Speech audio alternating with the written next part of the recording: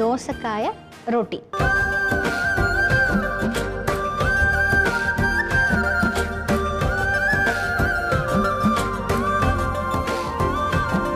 కానీ దోసకాయ రోటీ ఏంటి, కొత్తగా ఉంది కదా, మనకు కూడా అదే కావాలి. కొత్తగా ఉండాలి, ఆరోగ్యాన్ని ఇచ్చే విధంగా ఉండాలి. సో మరి దోసకాయ రోటీ అన్నారు కాబట్టి కావాల్సిన పదార్థాలు చూసేద్దాం ఒకసారి. దోసకాయ రోటీ తయారు చేసుకోవడానికి కావాల్సిన పదార్థాలు: దోసకాయ తురుము, బియ్యం పిండి, నానబెట్టుకున్న శనగపప్పు, నల్ల నువ్వులు, వాము, జీలకర్ర, అల్లం ముక్కలు, కరివేపాకు, పచ్చిమిర్చి, ఉప్పు, నూనె. కావాల్సిన పదార్థాలు తెలుసుకున్నాం కదా, ఇప్పుడు ఎలా తయారు చేయాలి, అసలు ఇలా తయారు చేసుకొని తీసుకోవడం వల్ల ఎటువంటి ఉపయోగాలు ఉన్నాయి, ఇవన్నీ కూడా చూసిద్దాం. ముందుగా ఏం చేద్దాము? సో ముందుగా మనం ఏం చేద్దామంటే అల్లం ముక్కలు, జీలకర్ర, కరివేపాకు, అలానే పచ్చిమిర్చి, ఇవన్నీ కూడా మిశ్రమాన్ని అంతా కూడా మనం మిక్సీ జార్లో వేసేసుకొని గ్రైండ్ చేసుకుందాం. సో పచ్చిమిర్చి దానికి తగ్గట్టుగా ఒక 2-3 తీసుకుందాము. 3 సరిపోతాయా? ఎన్ని తీసుకుందాము? తీసుకుందాం మంచిగా అన్ని తీసేసుకుందామా? 5 ఉన్నాయి. ఎందుకంటే దోసకాయ చాలా తీయగా ఉంటుంది కదా, అప్పుడప్పుడు కొంచెం చేదుగా కూడా ఉంటుంది కాబట్టి. సో ఇందులో 1 స్పూన్ జీలకర్ర, 1 స్పూన్ జీలకర్ర వేసుకుందాం. అలాగే అల్లం ముక్కలు కూడా ఒక 1/2 కప్పు ఉన్నాయి. చక్కగా మొత్తం వేసేసుకుందాము.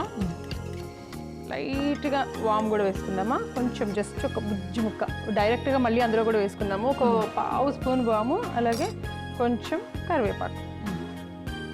సో మిశ్రమాన్ని అంతా కూడా మనం చక్కగా గ్రైండ్ చేసేసుకుందాం.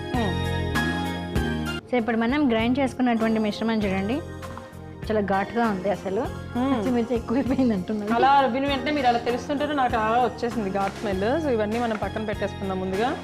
ఇప్పుడు ఈ మిశ్రమంతో పాటు మిగతా అన్ని ఇంగ్రీడియంట్స్ అని ఒక్కొక్కటి మనం కలిపేసుకుందాం బౌల్లో. ఓకే, తెచ్చేసాను. ముందుగా ఫస్ట్ మనం దోసకాయ తురుము వేసేసుకున్నాం. దోసకాయ తురుము. సో ఒక ఫుల్ కప్ ఆఫ్ దోసకాయ తురుము తీసుకున్నాము. ఆ దోసకాయ ఆఫ్ కోర్స్ మీకు అవును దీంట్లో గింజలు ఉన్నాయా? లేనట్టున్నాయి కదా, గింజలు లేవు. మనం ఏం చేస్తామంటే దోసకాయ యూజువల్గా కట్ చేసిన వెంటనే అలాగే చేసేసేయకుండా కట్ చేసి తిని టేస్ట్ చూస్తాం, అసలు చేదు ఉందా లేకపోతే తీయగా ఉందా, ఏంటి పుల్లగా ఉందా అని. సో అప్పుడు చేదు లేకపోతే ఇంకా యూజ్ చేసేసుకోవచ్చు, పుల్లగా ఉన్నా తీయగా ఉన్నా కదా. అండ్ ఇప్పుడు దీంట్లో ఇది మొత్తం పడుతుందంటారా? పడుతుంది. సో ఫస్ట్ కొద్దిగా వేసుకొని మనం పైన అయితే వేస్తాను, ఒకవేళ అవసరం పడితే కనుక మళ్ళీ యాడ్ చేస్తాను. ఓకే, అలాగే మనకి నీళ్లు తీసేద్దాము. శనగపప్పు ఒక 5-6 అవర్స్ నానబెట్టేసుకున్నాం కాబట్టి ఆ నానబెట్టుకున్నటువంటి శనగపప్పు మొత్తం వేసేసుకుందాము. నేను చక్కగా అలా పప్పులు తగులుతూ క్రంచీగా భలే టేస్టీగా ఉంటుంది. సో అలాగే నల్ల నువ్వులు ఎంత వేయమంటారు? 1 స్పూన్ వేసేసేయండి. ఇది వేస్తే భలే డిఫరెంట్గా ఉంది చూడడానికి, చాలా కొత్తగా. అధికమైనటువంటి కాల్షియం మనకి నల్ల నువ్వులలోనే దొరుకుతుంది అనమాట. అలాగే వాము కూడా వేసాను, 1 స్పూన్ వేసి వాము చక్కగా జీర్ణం అవుతుంది. మొత్తం వేసేయండి, టేస్టీగా కూడా ఉంటుంది, చాలా బాగుంటుంది. సో వాము, మరి జీలకర్ర ఒక 1/2 స్పూన్ వేయండి. ఇలాగో మనం మిక్సీ జార్లో కూడా వేసుకున్నాం కాబట్టి ఒక 1/2 స్పూన్ వేస్తే సరిపోతుంది. ఇప్పుడు ఈ మిశ్రమాన్ని అంతా కరివేపాకు కూడా కొద్దిగా వేసుకొని, అలాగే సైంధవ లవణం కూడా తగినంత వేసేసుకుందాము. నేనైతే 1/2 స్పూన్ వేస్తున్నాను ఇక్కడ నాకు. అలాగే మనం ఇలా గ్రైండ్ చేసుకున్నటువంటి పచ్చిమిర్చి, అల్లము, ఇవన్నీ కూడా జీలకర్ర ఇవన్నీ వేసుకున్నాం కదా. సో అవన్నీ వేసుకున్న మిశ్రమం కూడా వేసి కలిపేసేయాలి, అంతే, సింపుల్, చాలా ఈజీగా ఉంటుంది. ఎప్పుడు అంటే సొరకాయతో చేసుకుంటాం యూజువల్గా, బట్ కొంచెం దోసకాయతో కూడా చేసుకుంటే టేస్టీగా ఉంటుంది అనమాట. ఇప్పుడు దీన్ని కలిపేసుకుందాం. దోసకాయని కొంచెం ఇలా గట్టి మ్యామ్ అదేంటది ఇది పెట్టేసుకుందాం స్టవ్ పైన ప్యాన్ పెట్టేసుకుందాం. ఇది అది వేడవుతుంది, లోపల చిన్నగా పెట్టేస్తే అయిపోతుంది. నేను ఈ లోపల కలుపుతాను. ఇప్పుడు మనం దీంట్లో ఏమాత్రము వాటర్ పొయ్యలేదు, ఎందుకంటే వాటర్ పోయాల్సిన అవసరం లేదు. మనకి దోసకాయలోనే ఆల్రెడీ నీళ్ళు ఉంటాయి కాబట్టి చూసారు కదా ఇలా తడిగా ఇలా ఆల్రెడీ వచ్చేసిందో. జస్ట్ కొంచెం గట్టిగా అలా ప్రెషర్ పెట్టి కలిపితే సరిపోతుంది. నాకు తెలిసి ఇంకొంచెం బియ్యపిండి పడుతుంది అనుకుంటాను. సో ఎస్, మనం కొంచెం చూసుకొని కలుపుకుంటే పర్ఫెక్ట్గా వస్తుంది అనమాట. లేదంటే కనుక ఏమంటారు లూజ్గానో గట్టిగానో ఇలా అయిపోతూ ఉంటుంది. నేను ఇలా కలుపుతూ ఉంటాను. అండ్ మ్యామ్ మీరు ఈ లోపు అంటే అసలు ఈ దోసకాయ వల్ల ఎటువంటి ప్రయోజనాలు ఉన్నాయి? కొంతమంది దోసకాయ విత్ గింజలతో తింటారు, వితౌట్ గింజలతో తింటే ఎలాంటి ఎఫెక్ట్స్ ఏంటి ఇవన్నీ చెప్పండి. దోసకాయని మనం ఏదైతే తీసుకుంటామో ఎల్లో కలర్గా ఉంటుంది. అన్నీ కూడా కుకుంబర్ ఫ్యామిలీ కిందకే వస్తాయి అనమాట. అంటే అన్నీ కూడా మనకి చల్లదనాన్ని ఇస్తాం. మనం కీరో దోసకాయ తీసుకున్నా, నార్మల్ ఈ దోసకాయ తీసుకున్నా, నేతి దోసకాయ అని కూడా అంటారు, కొన్ని ప్లేసెస్లో దొరుకుతుంది అనమాట. అది కేరళ సైడ్ కానీ మ్యాంగ్లూర్ సైడ్ కానీ అక్కడ నేతి బీరకాయ నేతి దోసకాయ కూడా అది కొంచెం డిఫరెంట్ కాంటెక్స్ట్లో ఉంటుంది అనమాట. అంటే దాన్ని సైజ్ కూడా అది డిఫరెంట్ ఏరియాస్లోనే వస్తుంది. కానీ దోసకాయలలో మనకి నక్క దోసకాయలని రకరకాల దోసకాయలని ఉంటాయి కదా, వాటిల్లో మనం ఏ దోసకాయ తీసుకోవచ్చు. అన్ని కూడా కుకుంబర్ ఫ్యామిలీ కిందకే వస్తాయి అనమాట. అవన్నీ కూడా మనకి ఎక్కువ శీతలాన్ని కలిగింపజేస్తాయి అనమాట. న్యాచురల్ కూలెంట్ లాగా పనిచేస్తుంది, అంటే పిత్తహరంగా పనిచేస్తుంది. శరీరంలో అధికమైనటువంటి పిత్తదోషం ఉండడం వల్ల మనకి ముఖ్యంగా అసిడిటీ రావడం, అలానే యూరినరీ ట్రాక్ట్ ఇన్ఫెక్షన్స్ రావడం, శరీరం అంతా కూడా డ్రై అయిపోవడం, స్కిన్ అంతా కూడా మనకి చాలా డ్రై అయిపోయి చిన్న చిన్న స్కిన్ ఇన్ఫెక్షన్స్ రావడం, ఇలాంటివన్నీ జరుగుతాయి అన్నమాట. సో వీటన్నింటినీ తొలగించాలి అంటే దాంట్లో మనకి దోసకాయ అనేటువంటిది ఒక మంచి వెజిటేబుల్ అని చెప్పొచ్చు అనమాట. అయితే మనకి దోసకాయ పైన ఉన్నటువంటి చెక్ ఉంది చూసారంటే ఎల్లో కలర్ ఏదైతే ఉందో తొక్కు, దాంట్లో అధికమైనటువంటి ఫోలిక్ యాసిడ్ కాంపోనెంట్ కూడా ఉందని రీసెంట్ రీసెర్చర్స్ కూడా మనకు ప్రూవ్ చేశారు. అంటే మనం వాడే వాటిల్లో వేట్లో అయినా, తొక్కలో అయినా కానీ, గుజ్జులో అయినా, దేంట్లో అయినా సరే అసలు పాడేసేందుకు ఏమీ లేదు, అన్నింటిలో ఔషధ గుణాలు ఉన్నాయి అన్ని విషయాల్లో. అండ్ ఔషధంగా యూజ్ చేయాలంటే మనకి దోసకాయలో ఉన్నటువంటి గింజలు ఉన్నాయి చూసారా, దాన్ని త్రపుసా బీజలు అని కూడా అంటారు అనమాట ఆయుర్వేదంలో. సో ఈ త్రపుసా బీజలు అని అంటారు. అంటే త్రపుసా అనేటువంటిది కుకుంబర్, అంటే మన దోసకాయని త్రపుసా అంటారు. ఈ త్రపుసా సీడ్స్ని అధికమైనటువంటి యూరినరీ ఇన్ఫెక్షన్స్ అంటే మూత్రాల అని పనిచేస్తుంది అనమాట. అంటే యూరినరీ స్మెల్ రావడం కానివ్వండి, బ్యాక్టీరియా కానీ వైరల్ కానీ ఇన్ఫెక్షన్స్ వల్ల ఏదైతే మనకి బ్యాక్టీరియల్ ఇన్ఫెక్షన్స్ ఎక్కువగా ఉండడం వల్ల మనకి యూరిన్ ఇన్ఫెక్షన్స్ వస్తాయి, వాటిని తొలగించడానికి ఈ కషాయం లాగా కూడా పనిచేస్తుంది అనమాట. అంటే సీడ్స్ అన్నింటినీ మనం చక్కగా డికాక్షన్ లాగా చేసుకొని కూడా తాగేస్తే అది మంచి ఔషధం లాగా కూడా పనిచేస్తుంది. ఓకే, సో మ్యామ్ మీరు అక్కడ మాట్లాడుతూ ఉన్నారు, నాకు ఇక్కడ ఆల్రెడీ నేను ఇలా తయారు చేసేసుకున్నాను. సో చూసారు కదా, అలా తయారు చేసేసుకున్నాను అనమాట. ఏం చేశానంటే ఒక బటర్ పేపర్ తీసుకొని దాని మీద జస్ట్ నూనె అలా డ్రాప్స్ వేసేసాను. తీసుకొని మనం ఎక్కువ మరీ పెద్దగా అవసరం లేదు, మన గుప్పెట్లో సరిపడా పిండిని తీసేసుకొని కొంచెం అలా ట్యాప్ చేసుకోవాలన్నమాట. జస్ట్ నీట్గా, ఎక్కువ అవసరం లేదు, నూనె డ్రాప్ అలా వేసి ఇట్లా ఇలా ట్యాప్ చేస్తే సరిపోతుంది.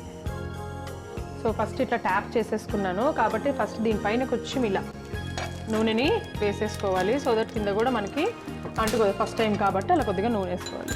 దాని తర్వాత మనం ఏం చేయాలంటే ఈ బటర్ పేపర్ తీసుకొని దానిపైన ఇట్లాగా దానిపైన పెట్టేసేయాలి, మెల్లగా తీయాలి. ఓకే,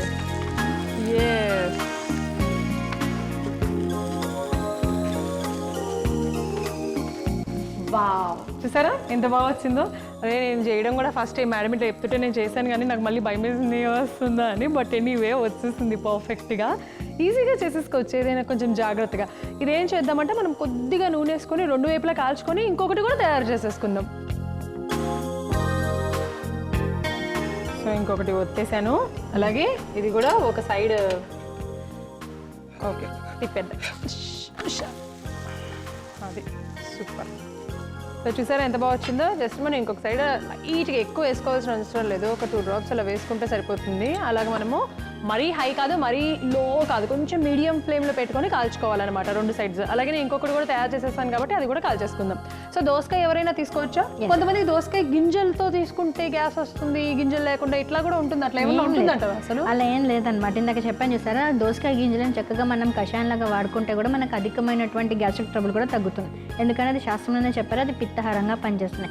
అధికమైనటువంటి వేడి ఏదైతే ఉందో తగ్గించడంలోనే ఇది దోసకాయ అనేటువంటిది బెస్ట్ వెజిటేబుల్ అని మనం చెప్పారనమాట. సో దీంతో మనకి ఇంకా అడిషనల్గా ఏమవుతుందంటే కంటికి కూడా చాలా చేస్తుంది అనమాట. సో కంట్లో ఉన్నటువంటి అధికమైన వేడి ఏదైతే ఉందో అదిని శాంతింపజేయడానికి కూడా ఈ దోసకాయ మనకు ఉపయుక్తంగా ఉంటుంది. సో కంటి చూపు మెరుగుపడుతుంది, విటమిన్ ఏ అట్లానే విటమిన్ సి కూడా అధికంగా లభిస్తుంది అనమాట.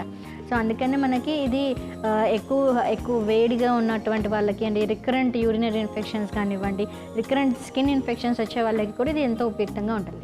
ఓకే, సో అందుకోసం ఎవరైనా కూడా తయారు చేసుకొని తీసుకోవచ్చు. అయితే ఒకటి అయిపోయింది కాబట్టి మనం ఇంకొకటి కూడా వేసేసుకొని కాల్ చేసుకుందాం. సో రెండోది కూడా వేసేసుకున్నాను, అయిపోయింది. రెండు వైపులా చక్కగా కాల్ చేసుకున్నాను కాబట్టి ఇప్పుడు ఇది కూడా ప్లేట్లోకి తీసేసుకుందాం.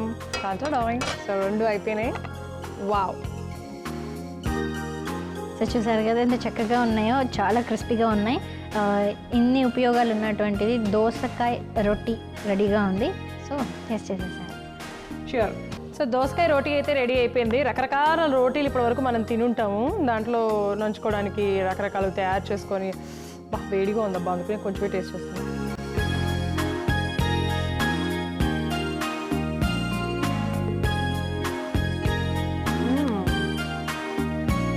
చాలా బాగుందబ్బా, ఎంత బాగుందో. మామూలుగా అయితే దోసకాయ డైరెక్ట్గా కూడా తినేసేయచ్చు కదా. కాకపోతే ఇలాగా దీంట్లో నువ్వులు, ఆ శనగపప్పు కూడా కొంచెం మంచిగా వేగి అవన్నీ కూడా కొంచెం క్రంచీగా, పైన లేయర్ క్రంచీగా, లోపల సాఫ్ట్గా, చాలా టేస్టీగా ఉంది. ట్రై చేసేసేయండి, ఇలా చాలా బాగుంటుంది, చిన్నపిల్లలకు కూడా చాలా ఇష్టపడతారు.